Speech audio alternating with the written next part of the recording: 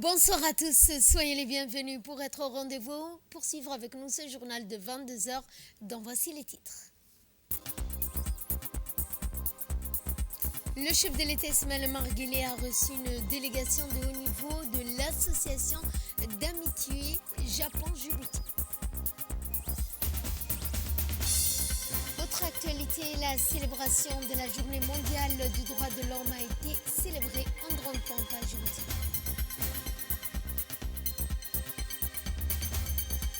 Et dans ce qui domine l'actualité internationale, l'Assemblée générale de l'ONU réclame un cessez-le-feu immédiat et inconditionnel pour Gaza. C'est ce que nous verrons en fin de journée.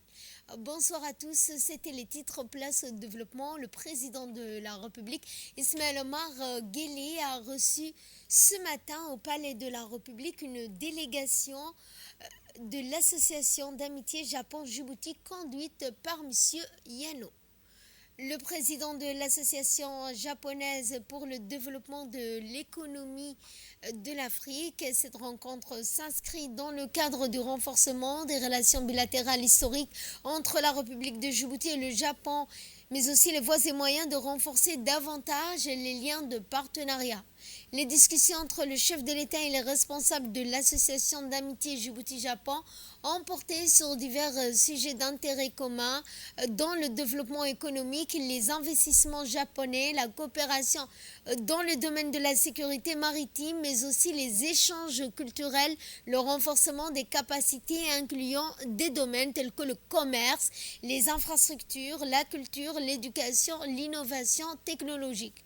Au cours de l'entretien, M. Yano a réitéré sa détermination à œuvrer en faveur du renforcement des liens économiques commerciaux entre Djibouti et le Japon. Le président salue également les efforts constants de l'association à promouvoir les intérêts mutuels des deux pays.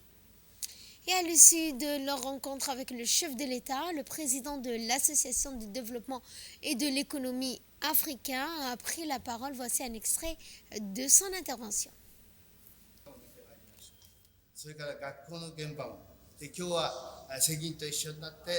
Nous avons le plaisir de rencontrer le président de la République et nous avons discuté de plusieurs projets réalisés par l'ADP japonais. Par exemple, nous avons discuté du projet de fourniture de pâtes pétroliers et ferryboat.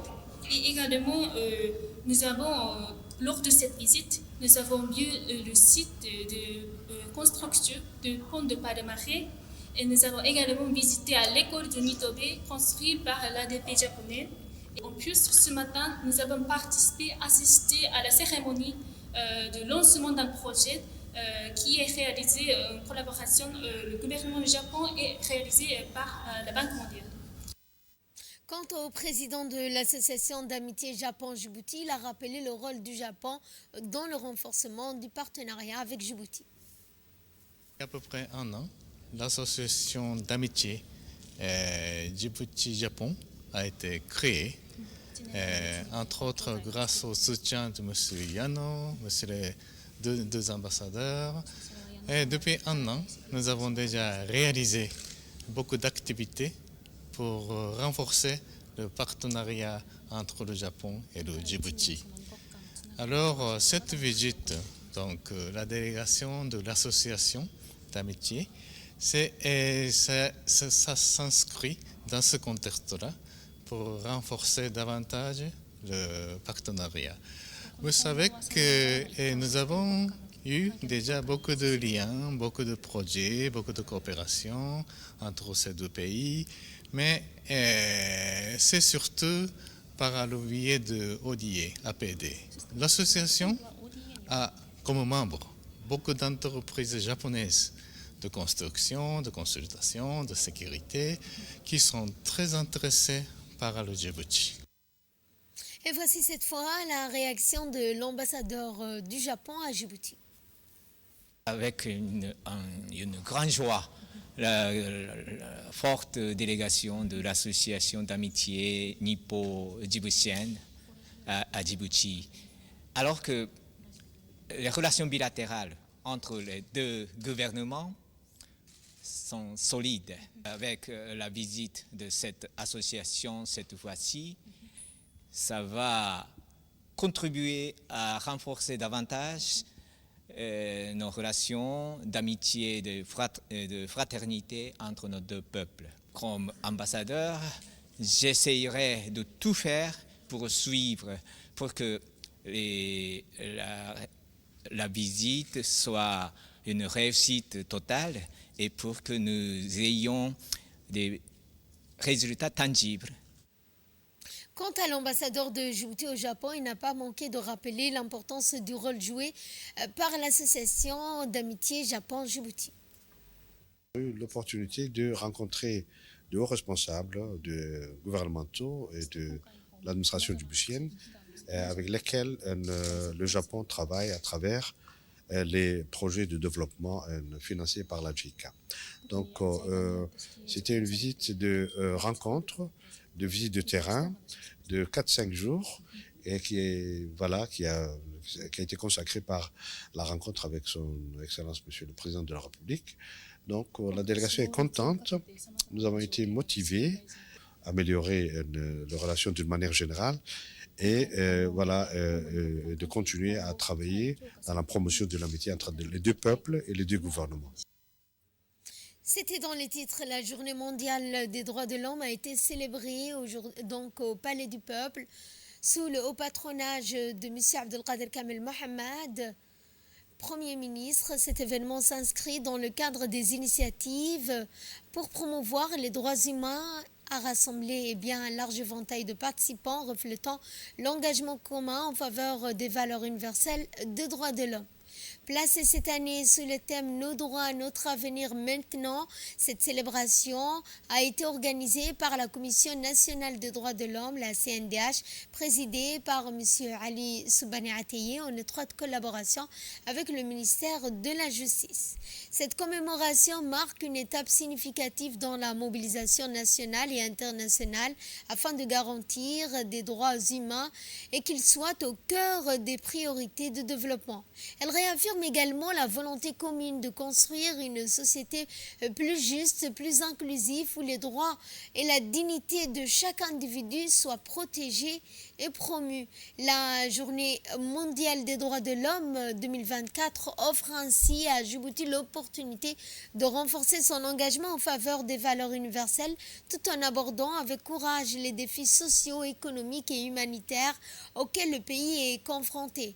Dans son discours, le président de la CNDH, vous l'entendrez, a salué les avantages importants réalisés en matière de droits de l'homme tout en rappelant à une vigilance continue pour garantir le respect des droits fondamentaux.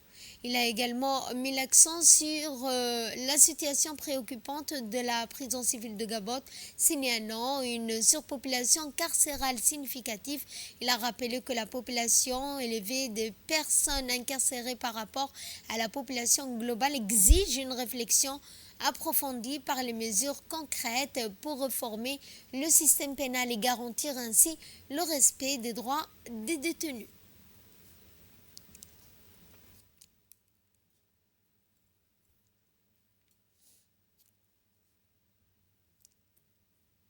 Suivant cette fois les interventions respectives des représentants de l'Union européenne, suivies de celles du système des Nations Unies. Je souhaite commencer mon allocution par réaffirmer le profond attachement de l'Union européenne à un système international basé sur la Charte des Nations Unies, sur le droit international et sur un ordre laissé par les traités internationaux. Nous le faisons toujours, mais ce n'est jamais de trop, et surtout que Djibouti est l'un des partenaires et l'un des acteurs régionaux et globaux qui fait activement la promotion de ces valeurs internationales et du droit international universel, et il convient de commencer par cela. Ceci étant dit, en particulier à l'occasion de cette journée, la Journée internationale des droits de l'homme, nous réaffirmons également l'engagement inébranlable en faveur du respect, de la protection et de l'application universelle des droits humains pour toutes et tous, partout. Aujourd'hui, nous célébrons les 76 ans de la Déclaration universelle des droits humains. Je vais attirer votre attention sur le mot universel. Ça s'appelle la Déclaration universelle des droits humains. Et effectivement, universel, ça veut dire que ce sont les droits humains pour tous nous. Pour tous. Pour tous, ça veut dire pour tous les hommes, pour toutes les femmes. Ça veut dire que tout le monde, tous nous, on a le droit à la vie, à la santé, à l'éducation, à une vie digne, avoir un emploi, avoir le temps pour se reposer.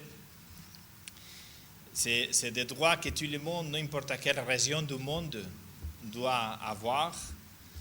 N'importe si on habite en ville, on habite dans un village, si nous sommes des sédentaires, si nous sommes des nomades, des hommes, des femmes, des filles, c'est le droit universel pour tous, pour les pauvres et pour les riches, pour tous.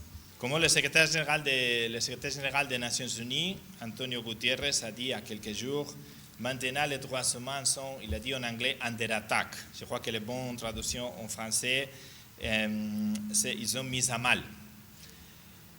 On regarde partout les conflits montent. La population civile aujourd'hui à Gaza, à Soudan, à Ukraine, sont très loin de voir leurs droits humains respectés. Les plus basiques, même les droits à la vie, ne sont pas respectés.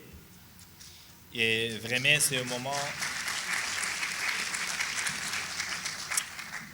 C'est un moment de combattre encore plus pour avoir ces droits humains, comme je dis, le mot universel par tous, aussi pour les populations civiles dans des pays en conflit. Dans un discours prononcé à cette occasion, le président de la CNDH a également mis l'accent sur la situation préoccupante de la prison civile de Gabon, signalant une surpopulation carcérale significative.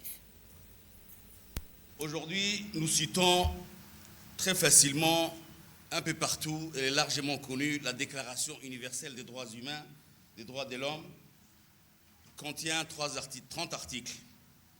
Nous avons tenu, et nous remercions le système des Nations Unies qui nous a appuyés pour son impression et sa traduction dans toutes les langues nationales, pour qu'on puisse faire connaître chaque article dans les régions et villages les plus lointains de la République de Djibouti.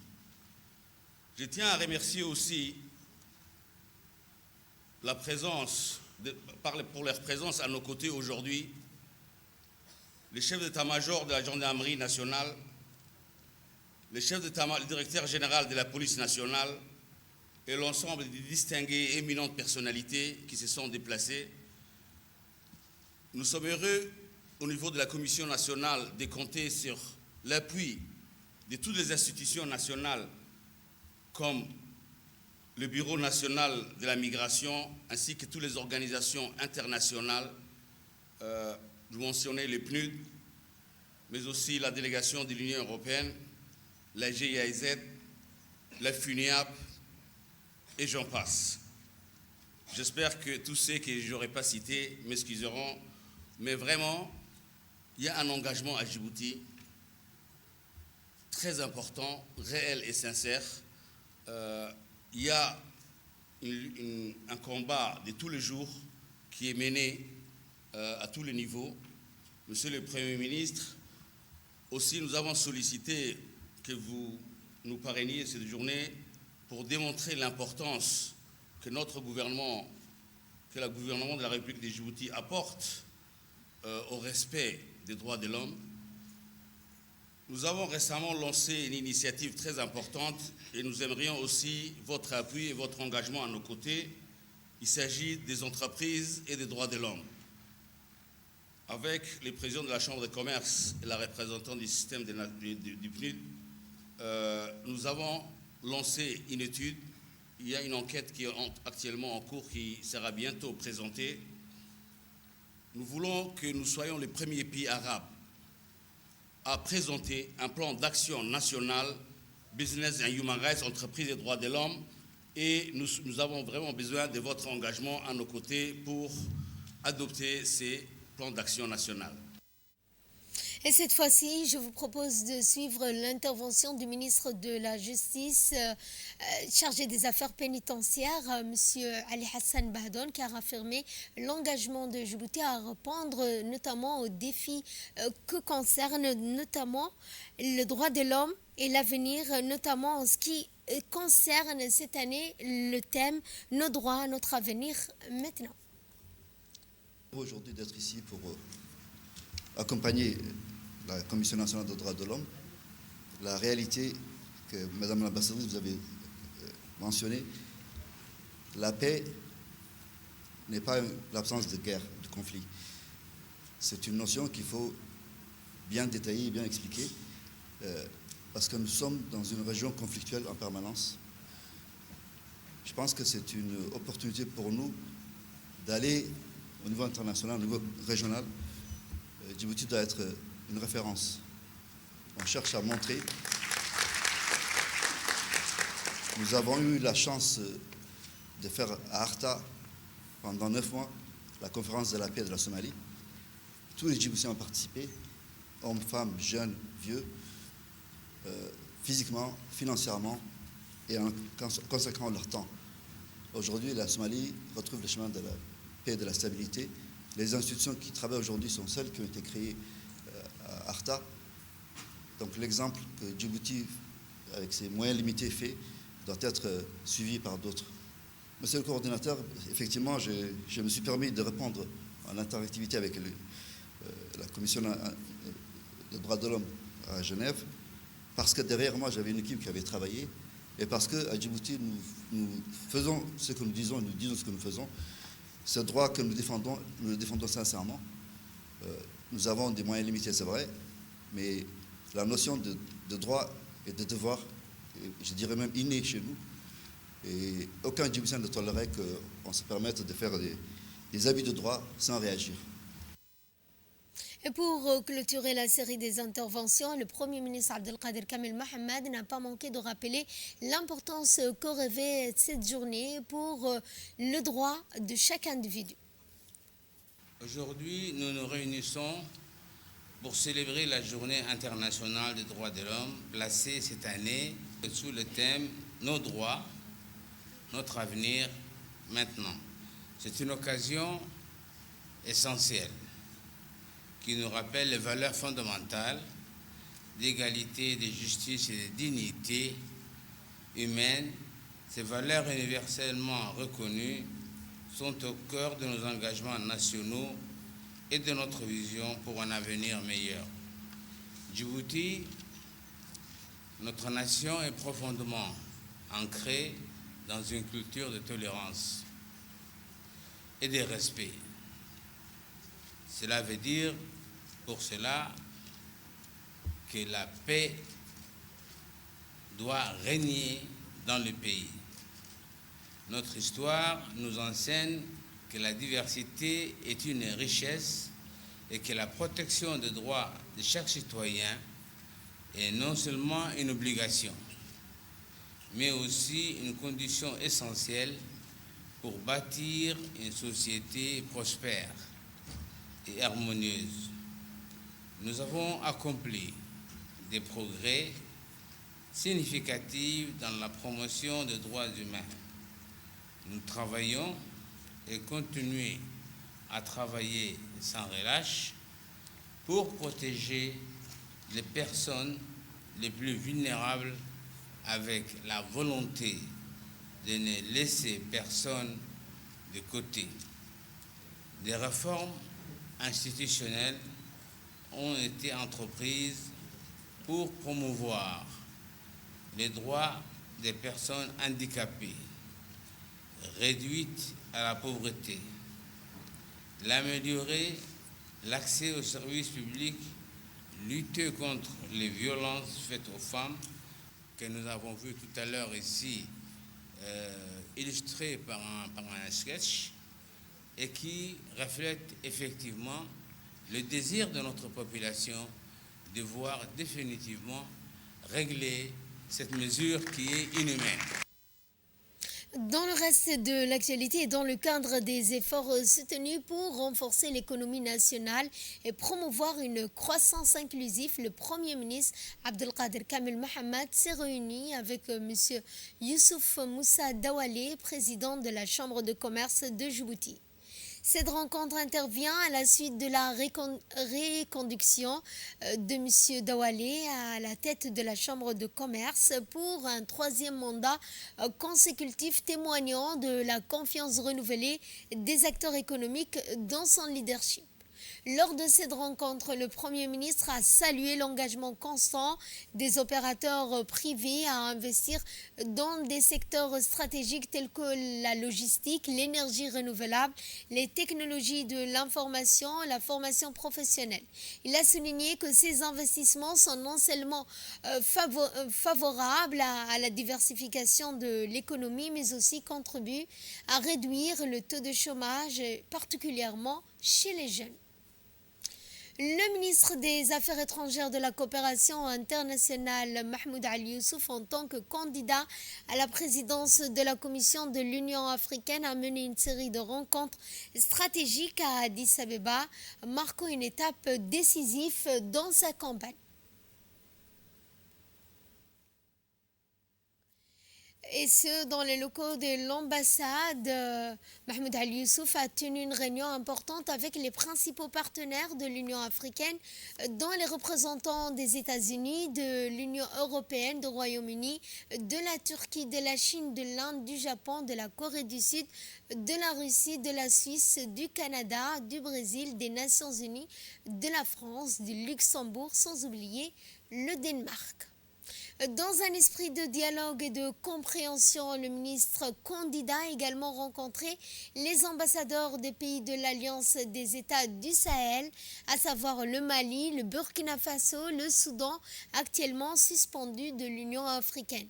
Lors de cette réunion, Mahmoud Ali Youssouf a privilégié une approche d'écoute tout en explorant les solutions juridiques pour réintégrer ces pays dans l'organisation panafricaine, et ce dans le respect des règles établies.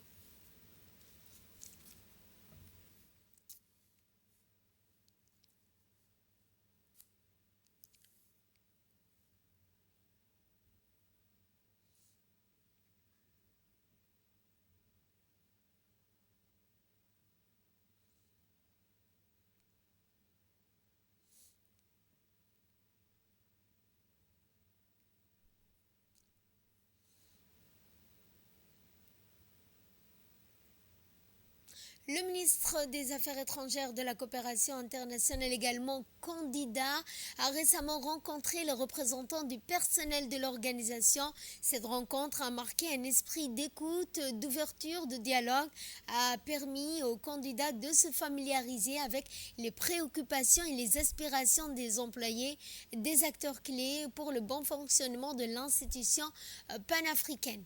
Au cours de cette réunion, les représentants du personnel ont exprimé diverses préoccupations allant des conditions de travail à la nécessité d'un environnement propice à l'épanouissement professionnel. En réponse, M. Mahmoud Ali Youssouf a souligné bien que le bien-être des employés serait une priorité majeure de son mandat s'il est élu. Il a affirmé son engagement à instaurer des conditions de travail optimales, à favoriser la communication interne et à promouvoir une culture de reconnaissance et du respect au sein de la Commission.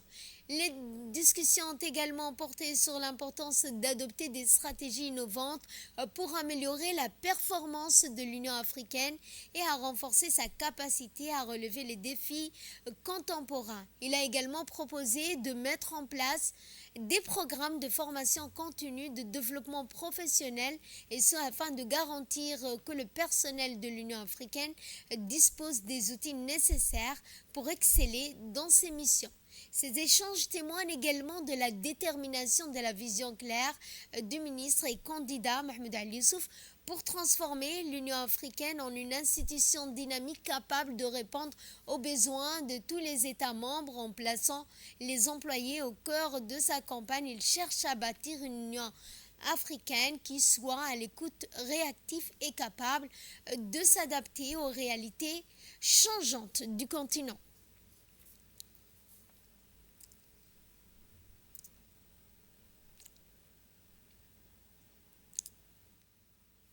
On reste toujours à Addis Ababa où le ministre des Affaires étrangères de la coopération internationale, Mohamed Ali Youssouf, candidat à la présidence de l'Union africaine, s'est rendu aujourd'hui au siège de l'Union africaine avant le débat intitulé Majdala Africa, accompagné des deux autres candidats en lice. Mohamed Ali Youssouf a participé à une session de formalisation et de vérification des détails liés à cet événement important. Cette visite a également inclus un tour guidé des lieux emblématiques du siège de l'Union africaine, notamment la salle polyvalente où s'est tenu les débats de la célèbre salle Nelson Mandela.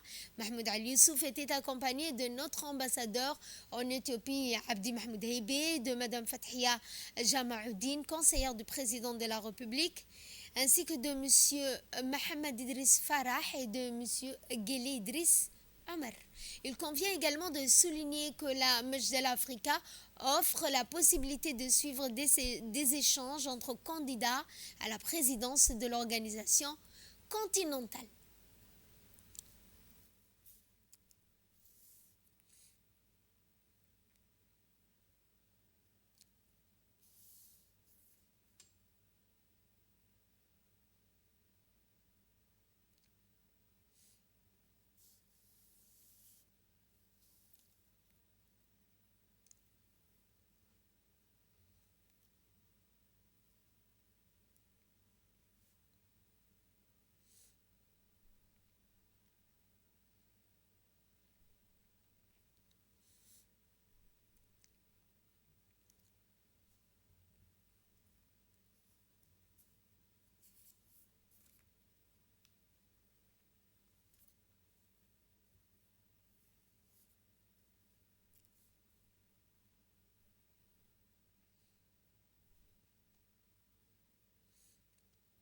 Nous sommes ici aujourd'hui depuis le siège de l'Union africaine à Addis Ababa en Éthiopie, où demain soir à 19h, le grand débat Majdala Africa aura lieu. Cet événement sera diffusé pour la première fois en direct et suivra les trois candidats. Le débat sera animé par un groupe de journalistes et de leaders d'opinion africains. Restez branchés sur RTD pour tous les détails et la diffusion en direct de cet événement important pour l'avenir de l'Afrique. Dini Moussa, RTD. Et cette déclaration d'Ankara de la République fédérale démocratique d'Éthiopie et de la République fédérale de Somalie, facilitée par la République de Turquie à travers M. Recep Tayyip Erdogan, qui a accueilli M. Hassan Sheikh Mahmoud, président de la République fédérale de Somalie, et de M. Abiy Ahmed, Premier ministre de la République fédérale démocratique d'Éthiopie, hier 11 décembre à Ankara. La réunion qui s'est tenue dans une atmosphère cordiale a permis une discussion franche et constructive des dirigeants de la Somalie et de l'Éthiopie qui ont réaffirmé le respect de leur engagement envers la souveraineté, l'unité, l'indépendance, l'intégrité territoriale et d'autres, ainsi que les principes consacrés par le droit international, la charte de l'Union des Nations Unies et l'acte constitutif de l'Union africaine. Suite au débat de l'Assemblée hier, suivant aujourd'hui la réponse du ministre du Budget. Quelles sont vos mesures pour promouvoir une politique de restructuration et de transformation du budget de l'État? Nous avons eu des débats multisectoriels avec d'autres ministères qui ont été invités. J'ai trouvé l'analyse qui a été faite au cours de ces débats, je vous assure, éclairante. Et vous avez entendu les propos du président de la Commission tout à l'heure plaider la cause des agents du ministère du Budget. C'est extraordinaire. C'est extraordinaire. Nous avons un pavé de difficultés, mais nous avons également des réussites. Des réussites dans la conduite d'une politique budgétaire, sociale, sincère et transparente. Nous avons des difficultés parce que nous sommes à Djibouti sujets à des crises exogènes. Nous avons également, au niveau de la recette, n'est-ce pas, de la perception de la recette, nous avons des difficultés. Pourquoi? Parce que tout simplement, l'adhésion à l'impôt à Djibouti est faible. Nous sommes, et on s'était déjà entendu lors de la commission, nous avons à tenir un franc-parler à nos concitoyens. Et le fait est là, nous sommes pour que nous puissions gérer le budget national qui est notre budget, un budget propre à Djibouti, au mieux. Et en ce sens, moi je crois que nous en sommes tous responsables. Parce que les gouvernants, ceux qui ont la responsabilité de la gestion des deniers publics, ils doivent gérer les ressources de manière à ce que l'intérêt général l'emporte sur l'intérêt privé, personnel. Le secteur informel. Que représente le secteur informel? 80%. Dixit, son Excellence, le ministre des Finances. Voyez-vous, est-ce que réellement, en pensant à cela, ne doit-on pas se poser la question de savoir le pourquoi? Parce que tout simplement, nous avons à travailler ensemble,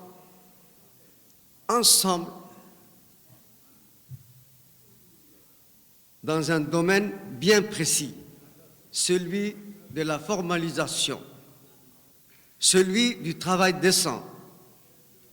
Vrai ou faux? Et donc, c'est ce que nous devons faire ensemble. Travailler de sorte que nous puissions permettre au secteur informel de se développer, mais également de devenir et d'intégrer le secteur formel. Ça, c'est un travail qui nous concerne toutes et tous. Direction la Mauritanie, cette fois où le ministre de l'Éducation nationale de la formation professionnelle Moustapha Mohamed Mahmoud a participé à la conférence continentale sur l'éducation, la jeunesse et l'employabilité qui s'est déroulée du 9 au 11 de ce mois à Nouakchott, organisée par l'Union africaine, l'UNICEF en étroite collaboration avec le gouvernement mauritanien. Cette conférence placée sous les thèmes éduquer et qualifier l'Afrique pour le 21e siècle a réuni des chefs d'État, une trentaine de ministres en charge de l'éducation, des experts internationaux ainsi que des représentants d'organisations internationales. Dans son intervention lors de ce panel sur le financement, le ministre Moustapha Mohamed Mahmoud a partagé les efforts considérables déployés par Djibouti pour renforcer le système éducatif. Le ministre de l'Éducation nationale et de la formation professionnelle, M. Moustapha Mohamed Mahmoud, a participé à la conférence continentale sur l'éducation, la jeunesse et l'employabilité qui s'est déroulée du 9 au 11 décembre 2024 à Nouakchott, en Mauritanie. Cette conférence continentale à laquelle ont également pris part des hauts responsables du ministère, le directeur général de la planification des données, le directeur général du développement d'ETIS, la directrice générale du CRIPEN, s'inscrit dans le cadre des échanges sur les réformes nécessaires au système éducatif africain pour préparer la jeunesse aux exigences du XXIe siècle. Organisée par l'Union africaine et l'UNICEF en étroite collaboration avec le gouvernement mauritanien, cette conférence placée sous le thème « Éduquer et qualifier l'Afrique pour le XXIe siècle » a réuni des chefs d'État, une trentaine de ministres en charge de l'éducation, des experts internationaux, ainsi que des représentations d'organisations internationales. La première journée de la conférence a été consacrée aux travaux de la préparation réunissant les ministres en charge de l'éducation, les experts et acteurs clés de l'éducation. Les participants ont évalué les progrès réalisés dans les réformes éducatives en Afrique. Ils ont mis l'accent sur la nécessité d'adopter des solutions innovantes et durables pour garantir une éducation équitable et de qualité. Il a été souligné la nécessité d'un investissement additionnel de 40 milliards de dollars pour l'éducation en Afrique, qui représente 90% des besoins mondiaux de financement externe d'ici 2030, afin d'atteindre l'ODD 4 sur l'éducation de qualité. En parallèle aux sessions plénières, des sessions thématiques ont permis aux ministres, d'experts et participants d'échanger sur des sujets tels que le curricula, les enseignants, les TIS, la résilience des systèmes éducatifs face aux crises, aux catastrophes naturelles et l'importance de la formation. Lors de son intervention dans le panel sur le financement, le ministre Moustapha Mohamed Mahmoud a partagé les efforts considérables déployés par Djibouti pour renforcer le système éducatif. Il a souligné que le gouvernement a accru le financement national pour l'éducation qui représente 4% du PIB et 20% du budget national. Parmi les initiatives phares, on note la révision du curricula, des manuels, le développement du périscolaire, l'amélioration des infrastructures, notamment en zone rurale, le développement des innovations, le recrutement et la formation des enseignants. La conférence a également été enrichie par des stands d'exposition mettant en avant des innovations éducatives, la projection de vidéos émouvantes, capturant les aspirations des enfants, des jeunes et des enseignants de tout le continent. Cet événement symbolise un pas vers une Afrique prospère et résiliente où l'éducation est essentielle pour le développement durable et l'émancipation de la jeunesse. Toujours en ce qui concerne la participation du ministre de l'Éducation aux travaux de la conférence continentale sur l'éducation, la délégation djiboutienne conduite par le ministre Moustapha Mohamed Mahmoud continue de s'illustrer dans les discussions sur les enjeux éducatifs africains. Placés sous le thème éduquer et former l'Afrique pour le XXIe siècle, les 4 dirigeants africains ont mis en avant une vision commune fondée sur l'inclusion, la solidarité, la qualité, tout en rappelant que l'éducation constitue un levier essentiel pour offrir un avenir prometteur à la jeunesse africaine. Le président de la Commission de l'Union africaine, Moussa Faki, a souligné dans son discours que l'éducation constitue le pilier du développement durable pour l'Afrique.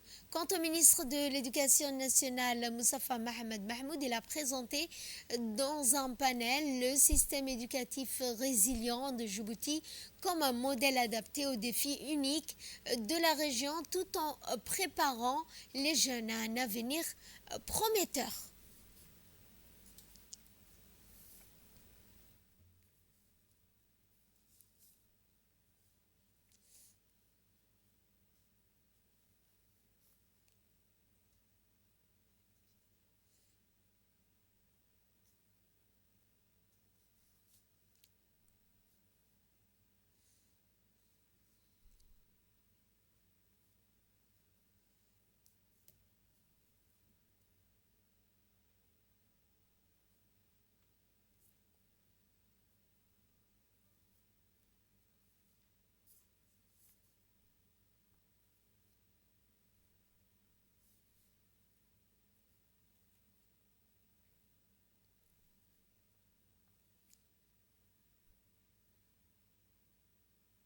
Bien, les travaux de cette conférence continentale sur l'éducation, la délégation djiboutienne a permis donc de s'illustrer dans des discussions sur les enjeux éducatifs en Afrique.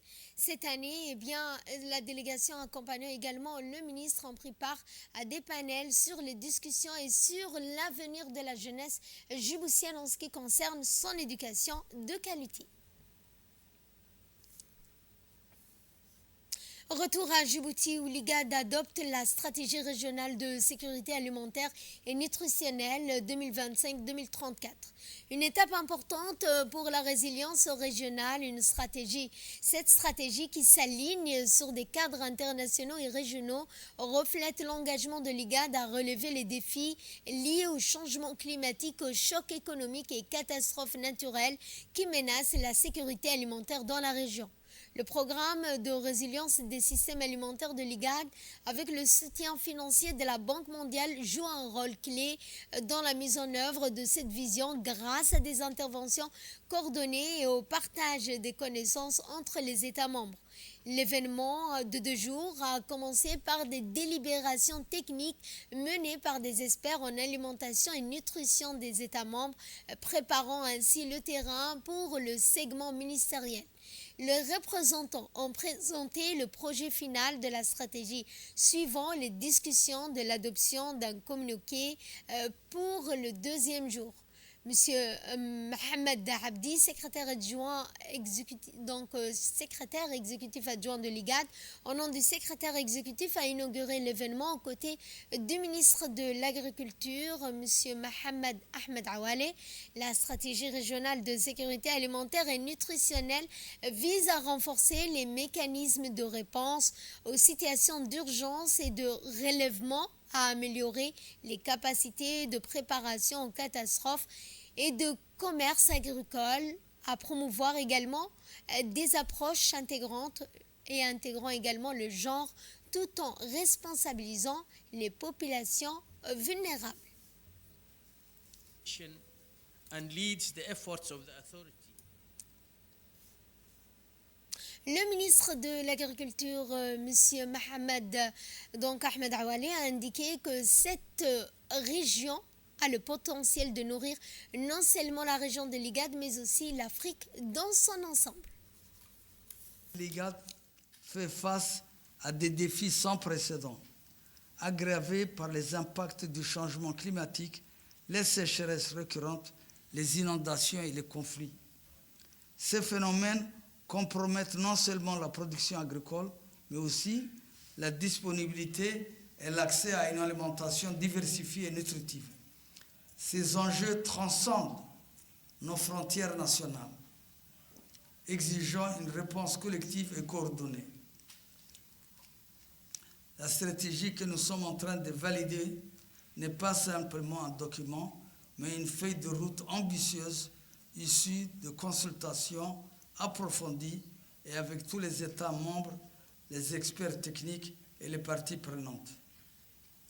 En fait, elle s'articule autour de 3 points. Elle vise à accroître la disponibilité alimentaire en soutenant des systèmes agricoles durables et adaptifs. Elle vise également à promouvoir des régimes sûrs et nutritifs pour lutter, bien entendu, contre la malnutrition sous toutes ses formes. Elle vise également à renforcer la résilience des systèmes alimentaires face aux crises climatiques et socio-économiques. À Djibouti, malgré notre écosystème aride et des ressources naturelles limitées, nous avons lancé des initiatives nationales ambitieuses pour renforcer la sécurité alimentaire et nutritionnelle. Ces efforts incluent le soutien à des pratiques agricoles modernes, technologiques, numériques et durables, l'amélioration de la gestion de l'eau et l'intégration de la nutrition dans toutes nos politiques de développement. Cependant, il est clair que la coopération régionale demeure essentielle pour surmonter nos défis communs. À l'occasion de la Journée mondiale du climat, l'Observatoire régional de recherche sur l'environnement et le climat ainsi que le CERD ont organisé un événement majeur destiné à mobiliser les jeunes générations autour des enjeux climatiques. Du 8 au 12 de ce mois, un marathon d'animation, de sensibilisation sur les thèmes du climat, du sol, de la biodiversité visant un public jeune, des lycéens, des étudiants, se sont déroulés dans l'ensemble des lycées. Aujourd'hui, 12 décembre, marque la 5e journée de l'événement par une forte participation des jeunes mise en avant sur le rôle crucial des initiatives environnementales. Les animations proposées ont notamment mis en lumière l'importance du sol dans la sécurité alimentaire et la préservation de la biodiversité. Ces thématiques essentielles ont abordé de manière interactive et pédagogique afin de sensibiliser les jeunes à la complexité, aux enjeux de la lutte contre le changement climatique, en vulgarisant des connaissances scientifiques adaptées à leur quotidien. Eh bien, l'OREC vise à renforcer l'engagement des jeunes dans des pratiques durables.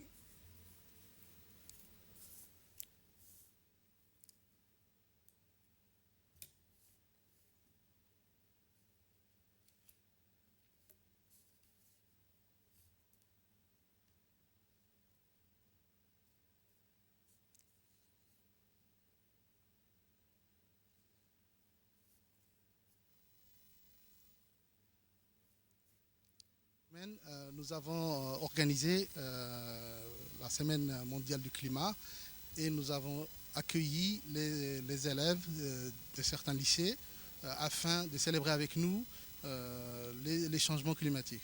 Donc cet atelier s'est composé en 3 différentes parties. Moi, j'ai animé une partie dans laquelle nous avons expliqué aux élèves les causes du changement climatique, les conséquences, mais également les solutions d'adaptation qu'ils peuvent proposer. Donc c'était un atelier interactif dans lequel les élèves ont donné énormément d'idées sur la variabilité climatique, sur les solutions d'adaptation et d'atténuation. Autre réaction que je vous propose de suivre, c'est celle de la biologiste Dr Asma Yassine qui a indiqué l'importance du sol dans la sécurité alimentaire et la préservation de la biodiversité. C'était le dernier jour de la journée mondiale du climat que nous avons organisé depuis 7 jours. Donc nous avons accueilli différents étudiants, élèves de différentes écoles qui ont eu différentes problématiques à traiter. Nous avons eu 3 ateliers. Un atelier qui a été général, qui a été animé par le docteur Omar Assoué. Et puis, il y avait 2 autres ateliers à l'étage qui étaient axés, un sur le sol et l'autre sur le climat. Donc, les élèves ont été bien accueillis, ils se sont amusés, ils ont pris connaissance de ce souci qui est le changement climatique à Djibouti et ont eu la possibilité de faire différentes fresques. Et la journée s'est très bien achevée. Merci à vous.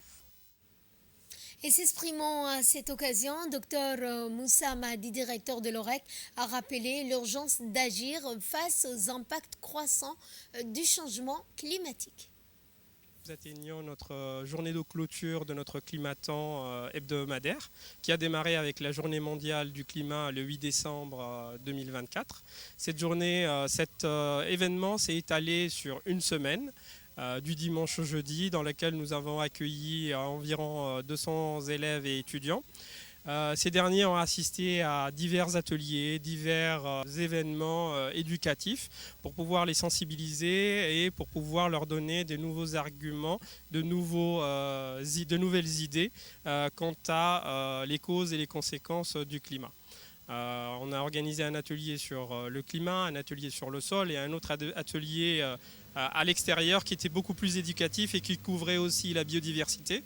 Ces divers ateliers ont permis à ce que nos jeunes, nos étudiants et les moins jeunes de niveau grande section soient sensibilisés et une nouvelle compréhension des mécanismes et des phénomènes climatiques et globaux. Cela leur a permis aussi de nous donner des idées quant aux solutions d'adaptation qui soient applicables au niveau local. Et donc l'objectif a été de les sensibiliser. On a été étonnés de leur enthousiasme, de leur épanouissement quand il fallait parler des aspects climatiques. Et nous trouvons que ces derniers seront de très bons ambassadeurs, pourront représenter notre pays à des événements climatiques à l'international. L'objectif était, et la finalité de ce climaton, était qu'ils soient les acteurs du changement positif.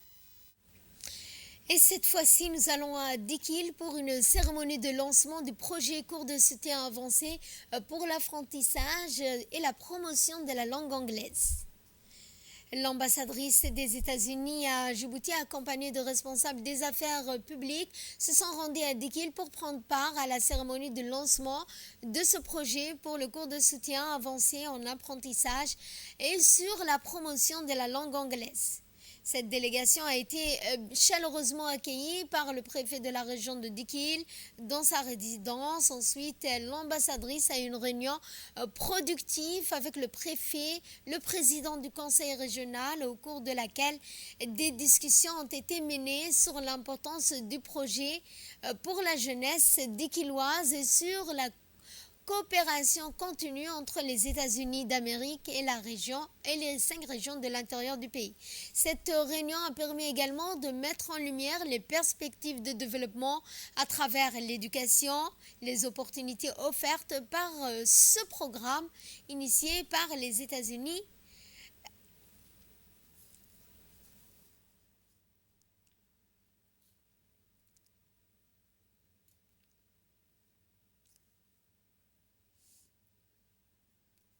Et pour plus de précisions sur cette journée, je vous propose d'écouter le mot du président du Conseil régional.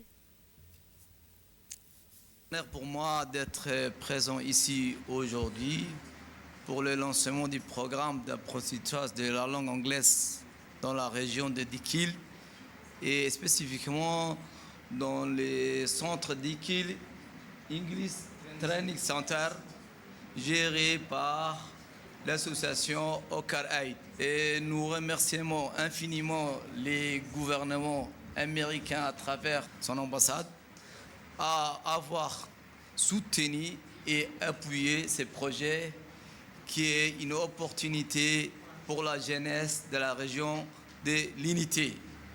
Comme vous le savez tous, l'anglais est aujourd'hui une langue incontournable dans un monde globalisé, interconnecté. Et comme Djibouti est un hub portière, la langue anglaise s'impose de ce métier portière qui est le poumon de notre économie.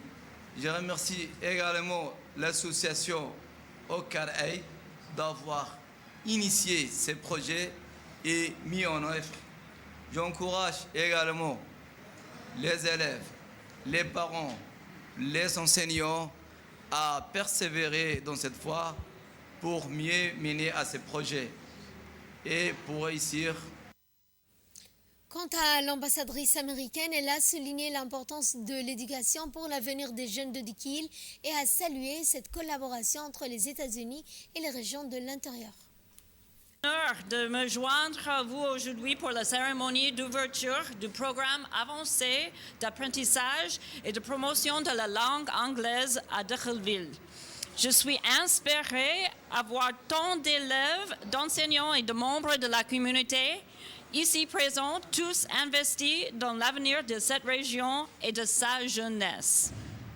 Ce programme, soutenu par une subvention de $24 000 de l'ambassade des États-Unis, est mis en œuvre par l'association Okar Aid, s'appuie sur le succès de notre partenariat l'an dernier à Dakhil. Il s'agit de bien plus que l'apprentissage de l'anglais. Il s'agit d'autonomisation et il vise à fournir aux jeunes, en particulier les jeunes femmes, les outils nécessaires pour accéder à de meilleures opportunités éducatives, professionnelles et au-delà. L'anglais est la langue de la communication mondiale et une clé qui ouvre des portes vers le savoir, les opportunités économiques et des connexions significatives à travers le monde. En regardant autour de moi, je vois des élèves à différents stades de leur apprentissage de l'anglais. Chacun et chacune faisant un pas courageux vers un avenir meilleur. Que vous débutiez ou vous consolidiez vos acquis, votre engagement envers votre progression est ce qui compte le plus. Ce programme, qui s'appuie sur le succès de la cohorte de l'année dernière, vous apporte non seulement des compétences linguistiques, mais aussi de la confiance, de la résilience et une capacité à interagir avec le monde d'une nouvelle manière. Et de là, nous passons à ce qui domine l'actualité internationale. L'Assemblée générale a adopté une résolution non contraignante réclamant un cessez-le-feu immédiat, inconditionnel et permanent, ainsi que la libération immédiate inconditionnelle de tous les otages. Explication. À la mer, l'Assemblée générale de l'ONU a réclamé hier une très large majorité un cessez-le-feu immédiat et inconditionnel à Gaza. Cet appel symbolique a été rejeté par Israël et les États-Unis. La résolution adoptée pour les applaudissements par 158 voix pour 9 contre et 13 abstentions, exigeant un cessez-le-feu immédiat, inconditionnel et permanent, ainsi que la libération immédiate et inconditionnelle de tous les otages. Cette formulation est similaire au texte bloqué le 20 novembre dernier au Conseil de sécurité par un veto américain. Les États-Unis insistent, comme Israël, pour conditionner la trêve et la libération des otages, avait été cette fois empêché. Conseil d'exiger un cessez-le-feu immédiat, inconditionnel et permanent à Gaza. Cette position a été répétée.